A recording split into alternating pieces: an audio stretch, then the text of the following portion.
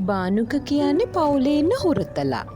අම්මයි තාත්තයි දෙන්නත් එක්ක මේ දවස්වල බානුක යනවා මනමාලියෝ බලන්න. දෙමව්පියන්ගේ ඉල්ලීමට අකමැති වෙන්න බැරි කමට බානුකත් අම්මයි තාත්තයි හොයන මනමාලි බලන්න බොහොම කැමැත්තෙන් යනවා.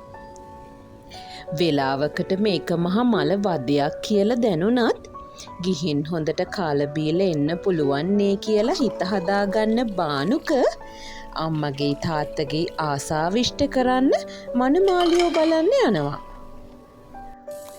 නමුත් බලන්න යන එක මනමාලියෙක්ටවත් බානුක කැමති වෙන්නේ නැහැ. ගෙදරට බොහොම කීකරු පුතෙක්කුණු බානුකට තවම කෙල්ලෙකුත් නැහැ කියලා අම්මයි තාත්තයි දෙන්නම දන්නවා. බානුකගේ පවුලේ හිතවතෙකුගේ ගෙදර තියෙන උත්සවයකදී බානුකට බලන්න යන්න තවත් මනමාලියක් ඉන්නවා කියලා ඥාතියෙක්ගෙන් දැනගන්න ලැබෙනවා. මේ ඉන්නේ සේයා. මේ දවස්වල සේයාගේ ගෙදරට එන හැමෝගෙම මාතෘකාව සේයාගේ විවාහය. ගෙදර දොරේ සියලුම වැඩ අපූරුවට කරන හුඟක් ගුණ යහපත් තරුණියක්. ඔහොම ගිහින් අන්තිමට සේයව බලන්න බානුක එනවා අම්මයි තාත්තයි එක්ක. මෙච්චර දවසක් බලන කෙල්ලගේ මොකක් හරි ඇදයක් හොයපු බානුක මේ සැරේ සේය බලන්න ගියාට පස්සේ කිසිම අකමැත්තක් පෙන්නුවේ නැහැ. ඇත්තටම සේය කියන්නේ බොහොම පවිත්‍ර තරුණියක්. ගෙදර දොරේ වැඩ කටයුතු සියල්ලක්ම පුරුදු පුහුණු වුණු කුඩා කාලෙදිම තාත්තා මිය ගිය නිසාම අම්මා එක්කම එකට බැඳුණු ජීවිතයක් තියෙන බොහොම සිරියාවන්ත කෙල්ලක්. බානුක මේ මනමාලිටත් අකමැති නම් පත්තරේටවත් දාමු කියලා තාත්තා යෝජනා කරනවා. නමුත් මේ වෙලාවේ බානුක සේය ගැන තමන්ගේ හිතේ තියෙන කැමැත්ත අම්මටයි තාත්තටයි කියනවා. බානුකගේ ගෙදරින් සේයව විවාහ කරගන්න බානුක කැමති කියන තීරණය එනවා. සේයගේ අම්මටත් ගොඩක් සතුටුයි. බොහොම අමාරුවෙන් දුක් මහන්සියෙන් ලොකු මහත් කරගනිපු තමන්ගේ දෝනි පොඩ්ඩව කීකරු බෑනෙක්ට දෙන්න පුළුවන් කියන සන්තෝෂය සේයගේ අම්මගේ හිතට එනවා. බානුකගේ ගෙදර අයත් සේයගේ ගෙදර අයත් දැන් ලහියේ මේ මංගල්‍යයට ලෑස්ති වෙනවා. තමන්ගේ ගෙදරින් යන්න වෙන එකට සේයගේ හිතේ පොඩි දුකක් නම් ඇති වෙනවා. සේයගේ අම්මටත් හිතට ලොකු දුකක් එනවා. ඒත් ඉතින් දුවෙක් කියන්නේ කොහොමත් අනුන්ගේ වත්තක පිපෙන මලක් නේද කියලා හිතලා සේයගේ අම්මා හිත හදාගත්තා. බානුකටත් සේයටත් හෙට විශේෂ දවසක්. තනිකඩව ඉන්න අන්තිම දවසේ උපරිම විනෝදයෙන් ඉන්න ඕන කියලා යාළුවන්ටත් කියා බානුක යාළුවොත් එක්ක බොහොම අපූරුවට ගම පුරා ඇවිදිනවා. හෙට තියෙන තමන්ගේ විවාහ මංගල උත්සවය මතක් වෙනකොට නින්ද අහලකටවත් එන්නේ නැහැ.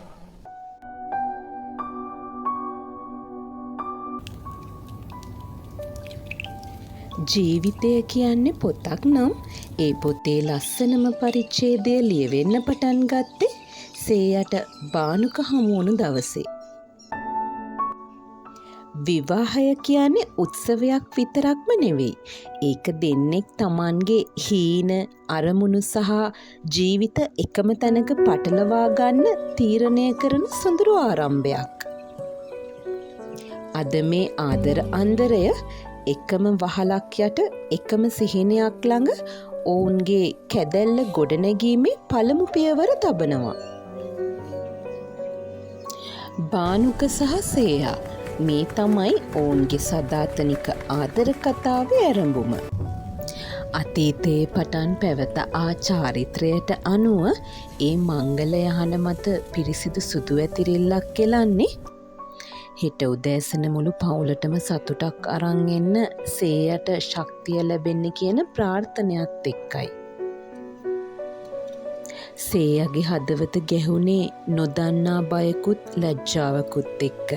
ඒත් බානුකගේ ආදර බස් හමුවේ සේයගේ බිය දුරන් වුණා. බාහිර ලෝකයේ සිරිත් විරිත් මොනවා වුණත් බොහොම චරිතවත් ජීවිතයක් ගත කළ සේයට ඒ ගෙවී ගිය රාත්‍රිය ඔවුන්ගේ ආදරයේ පාරිශුද්ධත්වයට සාක්ෂියක් කළා.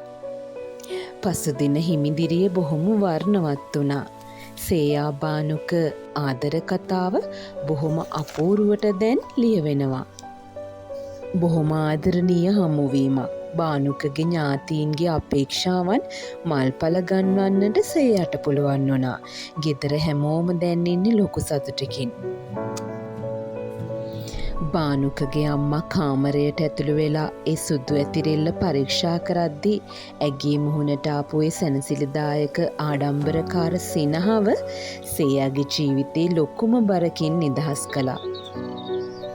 විවාහයේ මුල්ම දවස් ගෙවිල යන්නේ හරියට ලස්සන හීනයක් වගේ. උදෑසන පිබිදෙන මොහොතේ ඉඳන් රෑ නින්දට යනකම්ම ඔවුන් දවස ගෙවන්නේ ආදරයෙන් විතරක්ම නෙවෙයි. එකිනෙකා කෙරෙහි තියෙන අන්‍යෝන්‍ය ගෞරවය හා උදව්වෙන්. අලුත් ජෝඩුව. බානුක සහ සේයා තමන්ගේ පුංචි කැදැල්ල ඇතුළේ ජීවිතේ ලස්සනම කාලය ගත කරන්න පටන් අරන්. සේයා කුස්සියේ වැඩ කරනවා නම් බානුකත් ඉන්නේ කුස්සියේ. හවසට තේ කෝප්පයක් බොන ගමන් අනාගතය ගැන හීනමවන ඒ හැම මොහොතකම ඔවුන්ගේ බැඳීම් තවත් ශක්තිමත් වෙනවා. ජීවිතයට එන පුංචි පුංචි ප්‍රශ්න අමනාපකම් පවා එක් පුංචි වැළඳ ගැනීමකින් කෙලවර වුණා. සේයා බානුක පුංචි කැදැල්ලේ ලස්සන තවත් වැඩි කරන්න බානුකගේ අම්මයි තාත්තයි ලොකු හේතුවක් වුණා. සේයා කියන්නේ තමන්ගේ ලේලිය නෙවෙයි, තමන්ගේ දුවෙක් කියන හැඟීම බානුකගේ අම්මටත් තාත්තටත් හුඟක්ම දැනුණා. ඒ හින්දම අම්මා තාත්තගේ රැකවරණයත් ආදරයත් මේ පුංචි පවුලේ අනාගතය බොහොම ලස්සනට තීරණය කරන්න හේතු වුණා. විවාහයෙන් පස්සේ ගත වුණු හැම දවසක්ම කියුණේ අලුත් බලාපොරොත්තුවක් හිතේ තියාගෙන. තමන්ගෙම කියලා පුංචි දරුවෙකුගේ සුරතල් බලන්න බානුකයි සේයයි දහසක් පෙරුම් පිරුවා. ඒත් ටිකක් දරුඵල ප්‍රමාද වෙන එකට සේයාගේ හිතේ පුංචි බයකුත් ඇතිවෙමින් තිබුණා.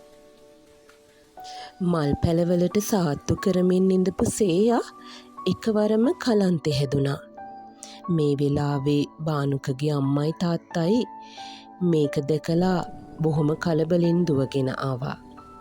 නමුත් අවසානයේ ඔවුන් දැනගත්තේ සේයා අම්ම කෙනෙක් වෙන්න යනවා කියන එක. සේයාගේ කුස ඇතුලේ අලුත් ජීවයක් ස්පන්දනය වෙනවා කියලා බානුක දැනගත්ත ඒ මොහොතේ බානුකගේ හිත හුඟක් කුණෝනා.